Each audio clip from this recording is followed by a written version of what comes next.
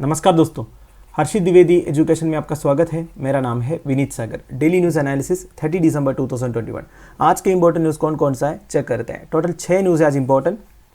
एक तो कोविड-19 केसेस बढ़ रहा है ओमिक्रॉन वेरिएंट की वजह से, फिर अटल इनोवेशन रैंकिंग से रिगार्डिंग, फिर arm forces special protection act 6 महीने के लिए नागालैंड में फिर से एक्सटेंड किया है, फिर पाकिस्तान में हिंदू माइनॉरिटी के लिए एक बॉडी बना दिया जा रहा है, फिर ग्राम उजाला प्रोग्राम से रिलेटेड एक न्यूज़ है, फिर लो ग्रेड आयरन और माइनिंग से रिलेटेड एक न्यूज़ है गोवा से। तो ये 6 न्यूज़ के बारे में इन डिटेल हम डिस्कस करेंगे। आगे जाने से पहले लेक्चर पर लाइक का बटन, चैनल को अब तक शेयर एंड सब्सक्राइब नहीं किया हो तो कर लीजिएगा। हमें सपोर्ट करने के लिए आप चैनल के मेंबर बन सकते हो ज्वाइन बटन के थ्रू। शुरुआत करते हैं दोस्तों। सबसे पहला न्यूज़, कोविड-19 cases in India start to inch up as omicron takes over. देखिए, इंडिया में नंबर ऑफ कोविड-19 इन्फेक्शंस इंक्रीज होते हुए नजर आ रहा है। दिसंबर 29 को माने कल 13,187 केसेस ऑफिशियली रिकॉर्ड हुआ था। अनऑफिशियली इन्फेक्शन और भी ज़्यादा स्प्रेड हुआ होगा। लास्ट वीक से अगर आप कंपेयर करोगे तो 76.6% का इंक्रीज देखने को मिला है। ये जो इन्फेक्शन हो रहा है ये ओमिक्रॉन वेरिएंट की वजह से ज़्यादा हो रहा है। मतलब पूरा जो टेस्ट हुआ था सैंपल्स का उसमें से 60% ओमिक्रॉन वेरिएंट से मिला है। वैसे WHO का कहना यह है ओमिक्रॉन वेरिएंट इतना खतरनाक नहीं है अगर आप इससे पहले वाला वेरिएंट से अगर कंपेयर करोगे, पर ओमिक्रॉन वेरिएंट का स्प्रेडिंग रेट जो है ये ज़्यादा है, पर हॉस्पिटलेशन रेट जो है कम है। पर देखिए दोस्तों, बात यह है अगर आप इन्फेक्ट हुआ तो आपको क्वारंटाइन में रहना पड़ेगा। आपकी वजह से वायरस किसी और में स्प्रेड नहीं होना चाहिए, ये इंश्योर करना आपकी रिस्पॉन्सिबिलिटी है। तो आपको प्रिकॉशंस लेना है। बेसिकली क्या क्या प्रिकॉशंस लेना है आपको मालूम है। सोशल डिस्टेंसिंग मेंटेन कीजिए, हाथ को हमेशा सैनिटाइज कीजिए, मास्क ठीक तरह से पहन के रखिए। देखिए, एक बार मास्क यूज़ करने के बाद दोबारा उसको बिना धोए हुए यूज़ मत कीजिए। कई लोग ऐसे करते हैं, एक ही मास्क को हफ्ते भर चलाता है। ऐसे करने से कोई फ़ायदा नहीं है, ठीक है। मास्क को अगर आपने यूज़ किया, इसको निकालने के बाद सोप वाटर में डुबा के रखना है, ठीक है। तो ये सब आपको मालूम ही है, बस आपको फॉलो करना है। वैसे देखिए, सबसे ज़्यादा केसेस रिपोर्ट हुआ है केरला में, पर यह भी देखने को मिला केरला में सारे डिस्ट्रिक्ट्स में इन्फेक्शन रेट धीरे धीरे डिक्रीज हो रहा है। पर on the other hand urban centres में इन्फेक्शन रेट ज़्यादा हो रहा है, जैसे कि मुंबई, पुणे, थाने, कोलकाता, बेंगलुरु, चेन्नई, अहमदाबाद एक्सेट्रा। तो अभी के लिए इंडिया में डोमिनेटिंग वेरिएंट ओमिक्रॉन है, ठीक है। मतलब 60% ऑफ सैंपल्स ओमिक्रॉन वेरिएंट से रिलेटेड है। अगर आप इंडिया का वैक्सीनेशन रेट देखोगे, India has fully vaccinated 63% of its adults and partially 89%। Partially मतलब जिसको फर्स्ट डोज ही मिला है, ठीक है। मतलब इंडिया में एक कंसिडरेबल पॉपुलेशन अभी भी वल्नरेबल है, मतलब अनवैक्सीनेटेड है, राइट। अब देखिए दोस्तों कि कोरोना वायरस वेरिएंट्स कौन कौन सा है ये भी हम देखते हैं। अभी तक जो भी रिपोर्ट हुआ था, अल्फा वेरिएंट, इसका साइंटिफिक नेम है B.1.1.7। ये सबसे पहले केंट यूके में, यूनाइटेड किंगडम में रिपोर्ट हुआ था। फिर beta variant B.1.351 south African variant बोल सकते हो आप। मतलब जहां से ये पहली बार डॉक्यूमेंट हुआ था उसी के हिसाब से हम कंट्री बोल सकते हैं। Gamma variant Brazil, delta variant India, Omicron variant multiple countries में डॉक्यूमेंट हुआ था, इसलिए कोई एक पर्टिकुलर कंट्री आप बोल नहीं सकते, ठीक है। तो पेपर 3 जनरल स्टडीज 2 हेल्थ में ये न्यूज़ आपको काम आएगा। अगला न्यूज़ है Goa approves export of low grade iron ore. सबसे पहले लो ग्रेड आयरन ओर का मतलब क्या होता है? देखिए, आप सबको पता है आयरन ओर से आयरन एक्सट्रैक्ट होता है। अब जिस आयरन ओर में आयरन का कंटेंट 20 से लेके 47% के बीच में है उसी को आप लो ग्रेड आयरन ओर बोलोगे। 47% से ज़्यादा अगर आयरन कंटेंट है उसे आप हाई ग्रेड आयरन ओर बोलोगे।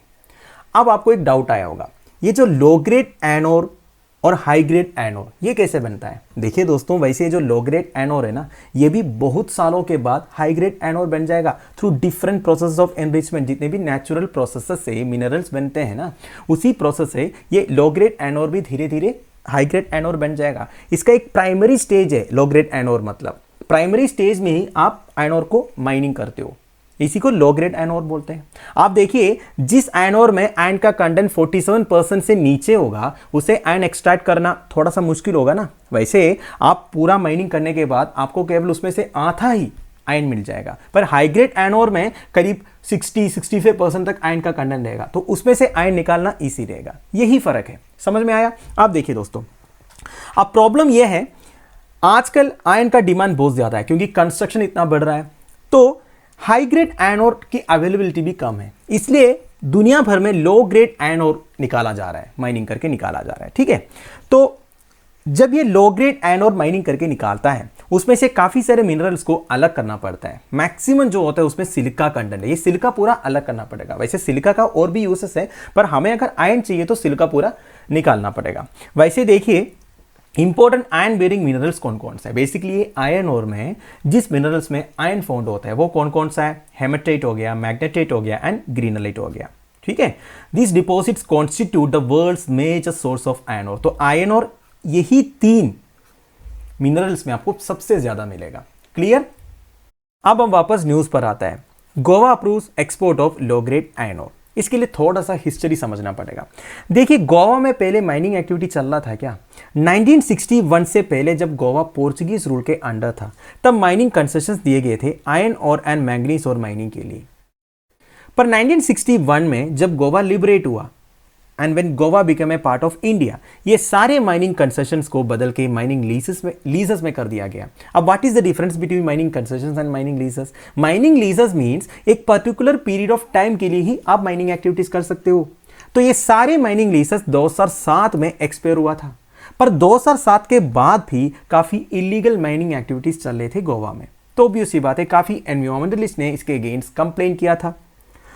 तो इसमें गोवा फाउंडेशन करके ग्रुप ने एक पब्लिक इंटरेस्ट लिटिगेशन फाइल किया, जिसकी वजह से स्टेट गवर्नमेंट ने 2018 में सारे माइनिंग एक्टिविटी को स्टॉल किया या फिर बैन किया। तो 2018 से अब तक कोई माइनिंग एक्टिविटीज चल नहीं रहा था।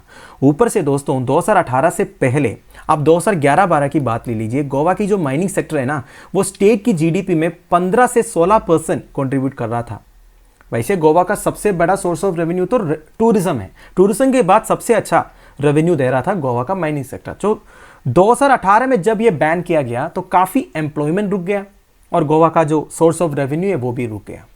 पर अब गोवन गवर्नमेंट ने इस तरह एक डिसीजन क्यों लिया है। देखिए दोस्तों गोवा में असेंबली इलेक्शंस आने वाला है। ऑलरेडी जो अपोजिशन पार्टीज है ना, जैसे अरविंद केजरीवाल आम आदमी पार्टी एंड कांग्रेस पार्टी, इनके रिप्रेजेंटेटिव्स ने अपने इलेक्शन कैंपेन में ये बोल दिया कि अगर हम गवर्नमेंट बनाएंगे तो ये सारे माइनिंग एक्टिविटी को रिज्यूम करेंगे। तो ये जैसे सुना बीजेपी गवर्नमेंट ने ये सोचा, देखिए ये तो गवर्नमेंट बनाने के बाद करेंगे ना, हम अब कर लेते हैं। तो इन्होंने क्या डिसीजन लिया कि जितने भी माइनिंग एक्टिविटीज हैं उन्हें रिज्यूम करेंगे and low grade iron ore को एक्सपोर्ट करने का अप्रूवल भी दे दिया। ठीक, चीफ मिनिस्टर प्रमोद सावंत जी ने यह बोला है 10 से 20 million metric ton of low grade iron ore Goa में अवेलेबल है। ठीक है, आप देखिए स्टेट गवर्नमेंट ने ये पूरे माइनिंग डम्प्स को रेगुलराइज करने के लिए काफ़ी सारे पॉलिसीज भी फॉर्मुलेट किया है। आप देखिए finally in India major economic deposits of iron ore are found associated with volcano sedimentary banded iron formation of pre Cambrian age. तो प्री कैम्ब्रियन एज से फॉर्म हुआ volcano sedimentary banded iron formation है India में। तो देखिए India में major आपको hematite type of iron ore मिलेगा। मैंने आपको इधर बताया था कि कौन कौन सा आयरन और फॉर्मेशन है, हेमेटाइट, मैग्नेटाइट एंड ग्रीनलाइट। तो इसमें देखिए इंडिया में हेमेटाइट टाइप आयरन डिपॉजिट सबसे ज़्यादा कहाँ पे है, very important, Odisha, Jharkhand, Chhattisgarh, Maharashtra, Goa and Karnataka. ठीक है, तो paper 3 general studies 2 government policies में ये न्यूज आपको काम आएगा। अगला न्यूज है अटल इनोवेशन रैंकिंग्स। इसका पूरा नाम है Atal ranking of institutions on innovation achievements, ARIIA। ये मिनिस्ट्री ऑफ एजुकेशन का एक इनिशिएटिव है। आप मुझे कमेंट बॉक्स में बताइए मिनिस्ट्री ऑफ एजुकेशन का पुराना नाम क्या था। तो इसका ऑब्जेक्टिव क्या है, एक तो हमारा इंडिया का मेजर हायर एजुकेशनल इंस्टीट्यूशंस को रैंकिंग देना on indicators related to innovation, startup, entrepreneurship development etcetera etcetera amongst student and faculties. आप देखिए ये लोग क्या क्या क्राइटेरिया यूज करते हैं रैंकिंग देने के लिए। ये देखते हैं कि एक एक एजुकेशनल इंस्टीट्यूशंस ने कितना पेटेंट फाइल किया एंड ग्रांट किया। पेटेंट मतलब क्या होता है, देखिए आप अक्सर न्यूज़पेपर में पढ़ते होंगे IITians ने कुछ ना कुछ इनोवेशन किया करके, कुछ नया इक्विपमेंट बनाया करके। तो जब भी अपने इनोवेशन से या हार्डशिप से कोई नया टेक्नोलॉजी आप डेवलप करते हो तो उसका आप पेटेंट ले सकते हो। समझ गए आप। एक और एग्जाम्पल मैं बता रहा हूं, मान लीजिए कोई एक म्यूजिशियन एक गाना कंपोज किया, वो गाना कंपोज करने के बाद वो गाना वो रिलीज करते हैं। अब वो रिलीज करने के बाद कोई और उसी टून को चुरा के ये मेरा गाना है बोल के दूसरे गाना निकालेगा तो क्या होगा, जो एक्चुअली वो टून कंपोज किया होगा उसका वैल्यू डाउन हो गया ना। तो क्या होता है दोस्तों, अपना जो इनोवेशन है वो रजिस्टर कर सकते हो आप। जैसे कि मैंने अगर एक गाना कंपोज किया, वो रिलीज करने से पहले मैं उसको रजिस्टर करूंगा। अगर कोई और मेरे ट्यून या गाना को चुरा के अपने नाम पे रिलीज किया तो मैं उसके ऊपर केस फाइल कर सकता हूं। मैं ये बोल सकता हूं ये कॉपीराइट वायलेशन है। तो इसी तरह अगर कोई इनोवेशन करते हैं, कोई नया टेक्नोलॉजी डेवलप करते हैं, तो उसी का पेटेंट फाइल कर सकता है। तो this all are intellectual property rights, IPR. IPR से रिलेटेड हमने एक अलग वीडियो भी बनाया था, आप सर्च कर सकते हो Harshit Dwivedi education plus intellectual property rights करके। तो इंटेलेक्चुअल प्रॉपर्टी राइट्स में ये पेटेंट, कॉपीराइट, ये सब आता है, ठीक है। तो ये देखते हैं एक एक एजुकेशनल इंस्टीट्यूशंस ने कितने पेटेंट फाइल किया है और ग्रांट किया है, and number of registered students and faculty startups कितने हैं, एंड कितने फंड जनरेट कर पाए एक एक इंक्यूबेटेड स्टार्टअप्स ने, एंड कितने इंस्टीट्यूशंस ने स्पेशलाइज्ड इंफ्रास्ट्रक्चर प्रोवाइड किया है to promote innovation and entrepreneurship. मतलब बच्चों को फैसिलिटीज भी तो चाहिए ना, अगर नया नया इनोवेशन करना है तो उसके लिए इंफ्रास्ट्रक्चर भी चाहिए, फैसिलिटीज भी चाहिए। तो कितने इंस्टीट्यूशंस ने स्पेशलाइज्ड इंफ्रास्ट्रक्चर प्रोवाइड किया है बच्चों के लिए इनोवेशन एंड एंटरप्रेन्योरशिप को प्रमोट करने के लिए। तो ये सारा क्राइटेरिया देखते हैं रैंकिंग देने में, ठीक है। वैसे ये जो ARIAA 2021 ranking has been announced in various categories, अलग अलग कैटेगरीज में अवार्ड अनाउंस किया है। जैसे कि सेंट्रली फंडेड टेक्निकल इंस्टीट्यूशंस, जैसे कि हमारा IIT है, NIT है, एक्सेट्रा एक्सेट्रा। फिर state universities, stand alone technical colleges, private universities, private stand alone technical colleges, non technical government and private universities and institutions. तो अलग अलग कैटेगरी में अवार्ड दिया है। इस बार जो पार्टिसिपेशन बहुत ज़्यादा था, कम से कम 1438 इंस्टीट्यूट्स कॉम्पीट किए थे। अब हम देखते हैं रैंकिंग किस तरह आया है। अब देखिए, सबसे टॉप रैंक मिला है IIT मद्रास को, followed by IIT Bombay, IIT Delhi, IIT Kanpur and IIT Roorkee. And IISc Bengaluru 6th rank मिला है। फिर IIT हैदराबाद, IIT खड़गपुर, फिर NIT कैलिकट केरला में है, Motilal Nehru national institute of technology Uttar Pradesh, ठीक है। तो ये है बेसिकली हमारा सेंट्रल इंस्टीट्यूशंस का रैंकिंग। तो सबसे टॉप पोजीशन IIT मद्रास को मिला है। आप देखिए, among the government and government aided institutions किसको टॉप रैंक मिला है? पंजाब यूनिवर्सिटी को मिला है, followed by Delhi technological university, फिर Netaji Subhash university of technology Delhi, फिर चौधरी चरण सिंह हरियाणा एग्रीकल्चर यूनिवर्सिटी, फिर Avinashilingam institute for home science and higher education for women Tamil Nadu, फिर institute of chemical technology Maharashtra, etcetera etcetera पढ़ सकते हो। तो इतना रैंकिंग मिला है। इसमें इंपॉर्टेंट मैं यही बोलूँगा, actually top rank in promotion and support of innovation and entrepreneurship development मिला है IIT मद्रास को। तो IIT Madras top Indian institute of technology करके Atal innovation ranking of institutions on innovation achievements ने डिक्लेयर किया है, ठीक है। So paper 3 general studies 2 education में ये न्यूज़ आपको काम आएगा। अगला न्यूज़ है CESL distributes 50 lakh LED bulbs under Gram Ujala scheme. सबसे पहले ग्राम उजाला स्कीम के बारे में देखते हैं। ये गवर्नमेंट ऑफ इंडिया का एक एम्बिशियस स्कीम है जिसमें दुनिया का चीपेस्ट LED बल्ब्स प्रोवाइड करते हैं कंज्यूमर्स के लिए केवल 10 रुपीज़ में। अब देखिए, पहले क्या होता था, इनकैंडेसेंट बल्ब्स यूज़ होते थे, जो फिलामेंट वाले बल्ब्स होते थे ना, उसमें करंट कंजप्शन या फिर एनर्जी कंजप्शन बहुत ज़्यादा होता था। ये इनकैंडेसेंट बल्ब्स को अगर आप LED बल्ब्स में बदल देंगे तो आपका एनर्जी कंजप्शन बहुत ज़्यादा कम होगा। अगर हमारे देश में सब लोग इस तरह इनकैंडेसेंट बल्ब के जगह LED बल्ब्स यूज़ करेंगे तो हमारा देश का जो एनर्जी कंजप्शन में ड्रास्टिक रिडक्शन आ सकता है। तो इसी के लिए ग्राम उजाला प्रोग्राम लॉन्च किया था। अब इस प्रोग्राम का एक स्पेशलिटी है, the programme is financed entirely through carbon credits and it will be the first such programme in India. Very important statement. Carbon credits क्या होता है मैं आपको बताता हूँ। वैसे कार्बन क्रेडिट्स के बारे में हमने काफ़ी बार डिस्कस किया है। Basically, they are certificates generated by projects or activities that reduce, avoid or destroy greenhouse gases. देखिए, ये बेसिकली ग्रीन हाउस गैसेस को कट डाउन करने के लिए एक सिस्टम है और इससे पैसे भी कमा सकता है। वो कैसे, मैं आपको बताता हूँ। सबसे पहले ग्रीन हाउस गैस एमिशन होने से क्या होगा, ओबीसी बात है, ग्लोबल वार्मिंग होगा। ग्लोबल वार्मिंग होने से क्या होगा, ग्लेशियर्स मेल्ट होगा। ग्लेशियर्स मेल्ट होने से क्या होगा, सी लेवल राइस होगा। सी लेवल राइस होने से क्या होगा, जितने भी कोस्टल सिटीज़ है वो पानी के अंदर डूब जाएगा। ये सारी बातें आपको पता है। आप देखिए, कार्बन क्रेडिट्स इधर कहाँ आता है। एक एक कंट्री को कितना ग्रीन हाउस गैस एमिशंस वो कर सकते हैं करके एक लिमिट दिया हुआ है। मान लीजिए कंट्री ए को दिया हुआ है 100 टन्स का लिमिट, मतलब एक साल में उस कंट्री में जितने कंपनीज है वो 100 टन्स का ग्रीन हाउस गैस एमिट कर सकता है। दूसरे कंट्री बी को भी 100 टन्स का लिमिट दिया हुआ है, ये आप मान लीजिए। अब आप ये भी मान लीजिए कुछ एनर्जी कंजर्वेशन मेजर्स से या फिर ज़्यादा रिन्यूएबल एनर्जी यूज़ करने से कंट्री ए ने एक साल में केवल 80 टन ही एमिट किया, वेरास कंट्री बी को 100 टन से ज़्यादा एमिट करना है क्योंकि इनका प्रोडक्शन रुक रहा है। तो ये जो 20 टन हमने बचाया ना दोस्तों, ये हम बेच सकता है इनको, ठीक है। आप जब आप 20 टन आप इनको भेजोगे, इससे आपको पैसे मिल जाएगा। ये होता है बेसिकली कार्बन ट्रेडिंग। ये 20 टन आपने जो क्रेडिट में लाया ना, ये है कार्बन क्रेडिट, समझ गए आप। ये है दोस्तों basically carbon credit and carbon trading का मतलब। अब इसका मतलब वाइड एक्सप्लेनेशन भी है, मतलब इसमें बहुत कुछ चीज़ें आ जाते हैं, वो अलग बात है। बेसिक आप समझ गए ना। तो ऐसे इंडिया पैसे कमा सकता है। किससे? अगर आप इनकैंडेसेंट बल्ब के जगह एलईडी बल्ब्स यूज़ करोगे, आपका जो एनर्जी कंजप्शन है वो बहुत कम होगा। एनर्जी जितना आप कम कंज्यूम करोगे, उतना कम आपको एनर्जी जनरेट करना है। इंडिया में आज के हिसाब से मोर देन 80% ऑफ एनर्जी किससे आता है? फॉसिल फ्यूल से आता है। तो आप ये फॉसिल फ्यूल कंजप्शन कम कर सकते हो ना इस तरह एनर्जी कंजर्वेशन मेजर्स करने से। तो इसमें से एक है ग्राम उजाला प्रोग्राम, समझ गए। तो अब न्यूज़ क्या आया है? CESL distributes 50 lakh LED bulbs under Gram Ujala scheme. तो convergence energy services limited basically एक होली ऑन सब्सिडरी है एनर्जी एफिशिएंसी सर्विसेज लिमिटेड का। इन्होंने 50 लाख एलईडी बल्ब्स ऑलरेडी बांट दिया है अंडर ग्राम उजाला प्रोग्राम। ये पावर मिनिस्ट्री ने एक स्टेटमेंट में बोला है। तो ये सारी चीज कौन सी मिनिस्ट्री के अंडर आता है? हमारा पावर मिनिस्ट्री के under. Gram Ujala scheme is being implemented in rural house holds in Bihar, Uttar Pradesh, Andhra Pradesh, Karnataka, Telangana, etcetera etcetera. On the National Energy Conservation Day 2021, CESL achieved the milestone of distributing 10 lakh bulbs in a single day. National Energy Conservation Day के दिन, ये कब है आप बताइए, मुझे भी इतना पता नहीं है, गूगल में सर्च कीजिए।